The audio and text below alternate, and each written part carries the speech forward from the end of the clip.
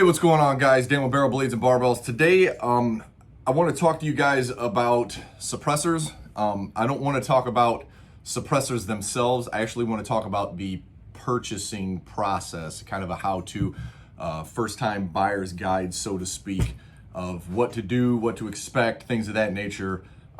This is going to be from personal experience. This isn't like a cut and dry, one-size-fits-all kind of thing. This is going to be just personal experience, things that I've learned along the ways of purchasing 3 of these that I thought maybe might help somebody out. So stay tuned. Hopefully this helps you out and get you some education. Okay, so the first thing that I kind of want to talk about is picking a suppressor. So the process is fairly straightforward, but there's a few things that I feel like people kind of get deterred along the way of actually going and picking one of these up. So the first thing that I personally recommend is that you pick what firearm you want to actually suppress. So this suppressor here was purchased for my my CZ Scorpion here. As you can see, it's got a pretty gnarly looking muzzle brake on it, some Strike Industries add-ons. I've got my Sightmark Element Solar up top, and it is set up in a pistol configuration. So talking about this guy out here, this is actually a adapter for the actual QD mount here. So the way it actually works is it just snaps on, twists, and it locks into place. So I really like Dead Air's products. This is actually convertible. It can come in 2 different configurations. It's currently set up in the K configuration, which is the shorter. But I specifically bought this can so I could run it on that gun. Now, that's not to say that I couldn't run it on multiple different firearms. If you look up here in the corner, you can see there's another one up here, and actually there's another one above that one, and another one over here that I can actually run them on. And if I purchase the booster can, I can actually run it on this setup as well. But the point being, pick what firearm you want to put it on. Go to the store, say, hey, this is what I'm looking to do. What do you guys recommend? What will fit? What won't fit? What will work? What will work on multiple firearms? Kind of try to get that bang for your buck kind of thing. This will, obviously this will run on multiple. So pick your weapon, pick the caliber, and go to the store, start the process from there. So hopefully that kind of gives you guys a starting point on what to look at. All right, so the second thing you're gonna wanna do is actually go to the store. I know I kind of said go to the store already, but physically go to a store and be like, hey, this is the gun I wanna suppress, this is the caliber that it's in, and check out a couple of them. Their price ranges are all over the place. This one here is a few $100s. This one here is pushing up more towards 1,000. So, in the configuration, I added this on, another $250 there. Plus every time I add one of those muzzle brakes, it's another $80. So every time you do stuff like that, add on, if I wanted to set it up on this, it's another I think 140 or 150 to get the booster assembly so I can run it on a pistol. All those things add up. So something to always consider is how much money do you have to spend? Like if you got, FU money and you just want to go out and buy whatever, cool, good on you. People like me, people who are probably watching this video, it's not really the case. We don't have that kind of money. We're not having sponsors send us stuff in the mail to play with and try out. So that's not the case. So go and do your homework. Figure out what you can afford. Buy something that's in the ballpark where you want to be. Something to consider and remember is every time you purchase one of these, there's a $200 tax stamp that you have to pay for. So $200, $200, $200.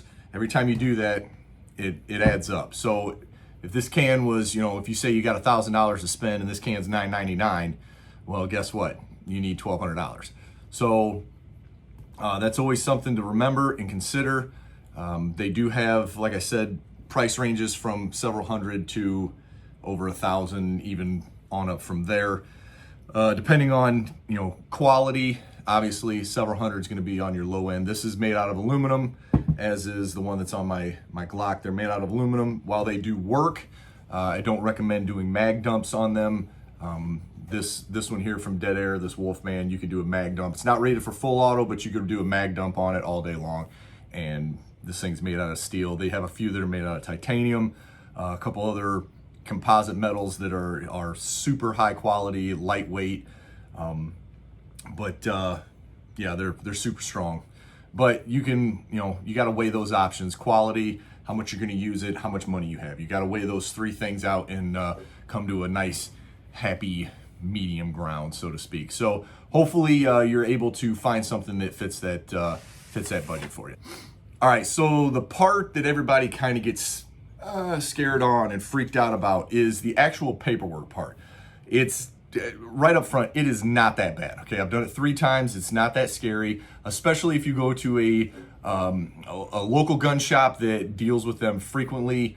The Lake Erie Arms, where I go, they super helpful. The first 2 that I did, I actually went in there and did the paper process. So you go in, hey, I want to purchase this can. Cool. The guy there, Mark, he takes your money. You purchase the actual suppressor itself. It goes into the back and is no longer for sale. It is now technically belongs to you, but you have to wait till the paperwork gets back before you can actually possess it. So they will take it, and most places that I've talked to actually do the paperwork for you. It's all computer done, and then they will bring out the paperwork. There's a couple places you have to sign. There's 3 sets of papers. One of them will go to your local sheriff's department. You basically just take it in and drop it off. The other 2 you will actually take and double them up. You will have your, you have to get a passport photo for both of them. And there's real specific directions. It's not hard, it's pretty spelled out, but you put it in this little corner, you tape it on there, and then you put those 2 on top of each other, and you take a paper clip and hook your $200 tax stamp. Like I talked about, each one of these, you have to have a tax stamp. So you put your $200 check in there, you put it in an envelope, address it to the ATF, and you send it off. Now, the sucky part is you're gonna wait. My average is about 9 months, and it sucks. It is what it is.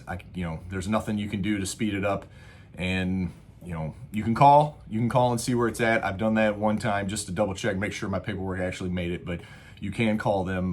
You have to find their phone number online, but it's, once again, not that painful. It's a fairly straightforward process, especially if you go to a gun dealer who has some experience in it. It makes it a much easier process. So that is the first way. Now the second way I've only done once, and I actually did it with the Wolfman. What they have out now is Silencer Shop has a kiosk out, and the kiosk is a one and done everything shop. So basically you go into the store, hey, I want to buy this Wolfman, cool. You give them the money, they take it in the back. You actually start the process right on, it's a touch screen. You scan it with your phone. There's an app. It was actually rather simple. I was kind of surprised. It takes your photo for you. It does everything digital. You don't have to, I even pay with it. Like, you don't have to do anything. So I went in, it's a one and done thing.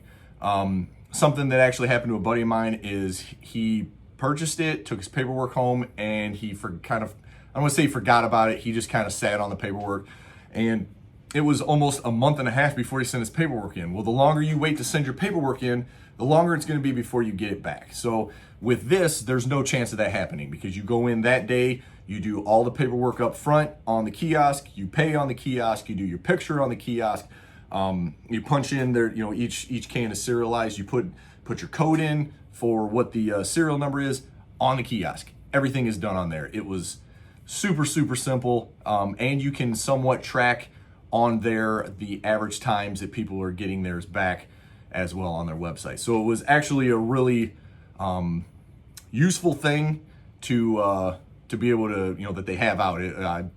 If I go to buy another one, I'll do it again. It was way, way easier. So that's the 2 processes. You got the paperwork process, the actual paper one, and the kiosk. So hopefully that kind of clears the air, so to speak. That way, if you were thinking about purchasing one of these, it's not so much of like this, I don't know, it's scary, it's not that bad.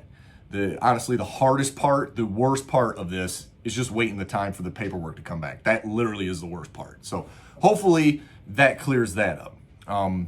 If you guys got questions on any of this, by all means, put them in the comments. I'll do my best. If I don't know, my buddy Mark at the store, Lake Erie Arms, he 100% knows the answer. So I will find out the answer if you have something that I don't personally know. So by all means, comments, questions, whatever you got. All right, so just to kind of recap, process of purchasing one of these: pick your weapon, pick your caliber, go to the store, actually pay for it, get it, your suppressor locked in, do your paperwork. If you can do it on the kiosk, do it on the kiosk. It's much easier, much faster. Send everything in and start waiting. That's really the process. Don't be scared of it. It's not that bad. Like I said, I've done it 3 times, and the first time was a little nerve-wracking. After that, it was kind of like, I know what the process is. It's not as scary. So hopefully this kind of alleviates that tension and nervousness for you guys, and you're able to take that first step. So if you got questions, like I said before, put them in the comments, hit me up. Look me up on Instagram and on TikTok, Barrel Blades and Barbells.